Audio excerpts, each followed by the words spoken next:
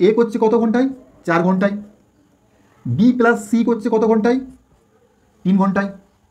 এ ও C করছে কত ঘন্টায়? এ প্লাস সি করছে 2 ঘন্টায়। তো এদের আমরা লসাগু নির্ণয় করবো, খুব সহজে পেরে যাব। 4 3 2 লসাগু হবে 12।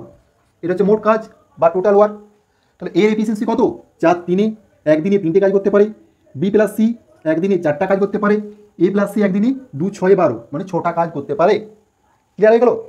এরপর দেখো বি একা কাজটি কতদিনে করবে বার করতে বলেছে, মানে এখান থেকে আমাদের বি এর এফিসিয়েন্সিটা বার করতে হবে। তাহলে বি এর এফিসিয়েন্সি বার করতে গেলে দেখো এর এফিসিয়েন্সিটা দেওয়া আছে 3, এর এফিসিয়েন্সি দেওয়া আছে 3, আর এ প্লাস সি এর এফিসিয়েন্সি দেওয়া আছে 6। তাহলে এখান থেকে আমি সি এর এফিসিয়েন্সিটা পেয়ে যাবো। ঠিক আছে, এ প্লাস সি সমান যদি 6 হয় আর এ যদি 3 হয়, তাহলে সি এর এফিসিয়েন্সি কত হবে? 6 বিযুক্ত 3, 6 থেকে 3 বিয়োগ দিয়ে দাও, মানে সি এর এফিসিয়েন্সি হবে 3। ক্লিয়ার?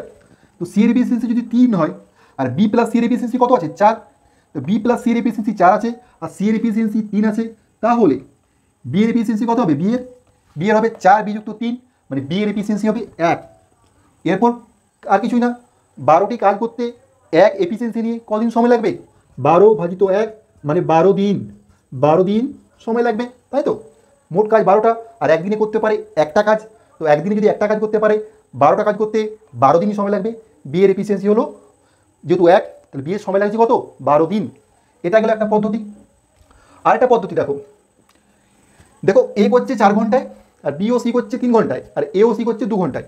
এরপর দেখো এ ও সি করছে কত ঘন্টায়? 2 ঘন্টায়।